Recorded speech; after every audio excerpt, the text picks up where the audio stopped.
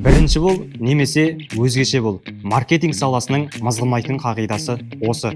Сөзіміз дәлелді болу үшін спорт әлеміндегі креативті жарнамадан мысал келтірейік. 2000 жылы атақты боксшы Майк Тайсон мен британдық былғары қолғап шебері Джулиус Фрэнсис арасындағы жекпе-жек өтті. Көпшілік бұл бәсекеде Майк Тайсонның жеңіске жететініне ешқандай күмәнданған жоқ.